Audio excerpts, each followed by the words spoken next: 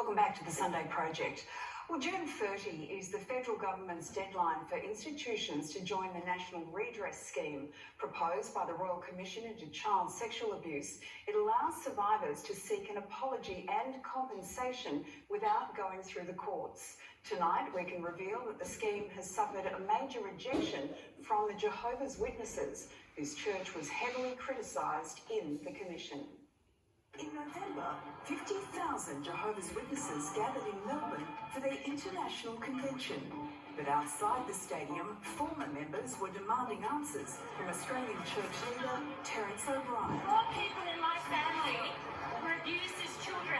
Why are you letting it happen? So what are you saying? Why are you letting this happen to children? It's worse than the Catholics.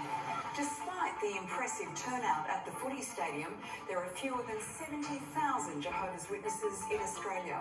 Yet, their own records show there have been more than 1,800 victims of child sexual abuse involving 106 members or associates of the church. And the Jehovah's Witnesses didn't see fit to refer one of those cases to the police. The Royal Commission, which wrapped up 3 years ago, thought 514 alleged abusers within this small church were worthy of police investigation. Stephen Unthank grew up as a Jehovah's Witness in Victoria's Gippsland area. He's been fighting for some kind of justice for 40 years. I was 12. My abuser was an elder. He rose through the ranks in Australia to become one of the leaders in Australia. Straight after the abuse, within the first week, my local body of elders wanted to meet with me. I thought that they knew about it and they were going to help me. I hadn't told anybody at that point. Unfortunately, it wasn't about that. I had been accused of smoking cigarettes. That night, I received a whipping from my father, and that was really painful because I was still sore from being raped. When elders do investigate, they insist on evidence from 2 witnesses before finding the case proven. The Royal Commission said this showed a serious lack of understanding of the nature of child sexual abuse. You see, if someone who comes to you and says, I was sexually abused, but because there's no 2 witnesses, you don't accept it. You don't make that finding. They're left in a very difficult position, aren't they? We don't disbelieve a person who makes an accusation. That's why we investigate every accusation brought forth by the elders. Yes, but if it's not 2 witnesses, you don't accept it, do you?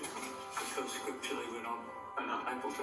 I know. This is an organisation that is based on secrecy and isolation. So it's an organisation that sees themselves separate to the laws. As a lawyer, Lisa Flynn has represented many survivors of sexual abuse at the hands of the churches.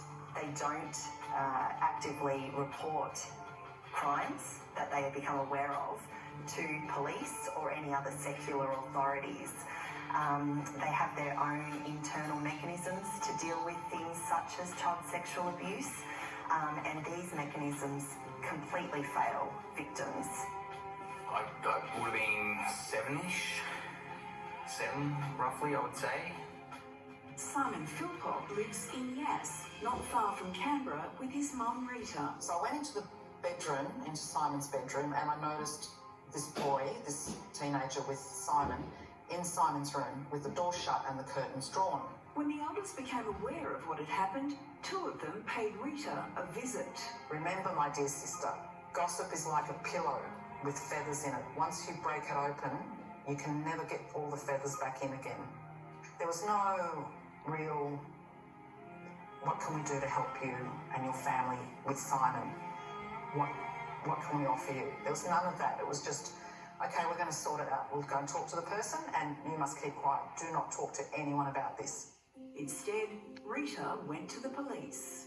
Well, that made them very unhappy because now they were being spoken to by the police. And I was not supposed to talk to anyone. Not that they ever said don't talk to the police, but just don't tell anybody. They had to get rid of me.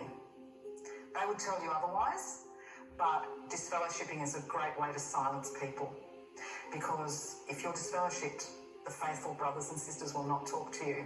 And anything you say will be questioned anyway because you've left Jehovah. He or she can choose to be no longer an active member of the congregation. Understand that? Well, it's a pretty cruel way of dealing with someone, isn't it, who has suffered sexual abuse.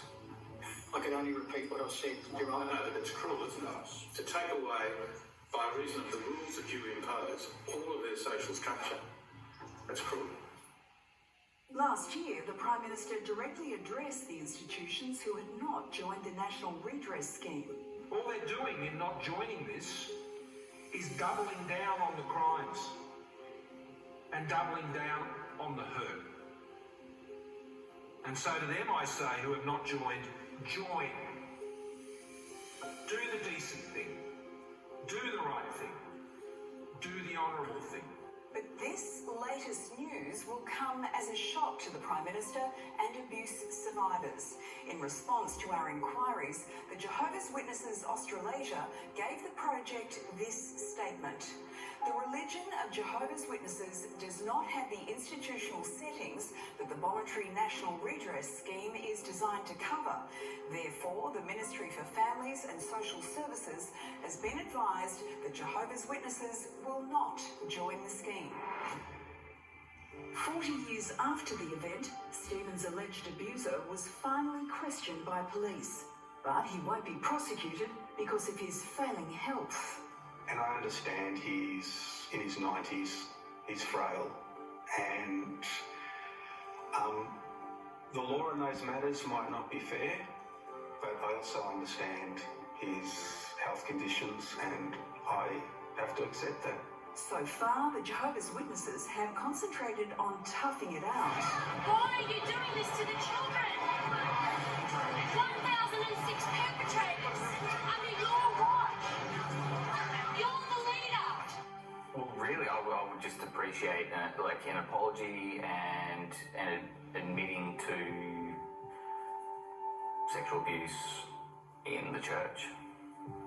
Personally, it would help me with closure on decades of my life. For other people, a lot of people just want to be recognised. They want them to recognise that something bad happened. They want them to say sorry. Maybe remember that next time one of them knocks on your door. The cruelty of it all is breathtaking. And believe it or not, there are hundreds of groups who are still yet to sign up to the redress scheme. The federal, state and territory governments are threatening to remove the charitable status of these groups if they don't make the right moves to sign by June 30. Now, there's a full statement from the Jehovah's Witnesses on our website. Back with more Sunday Project in a moment.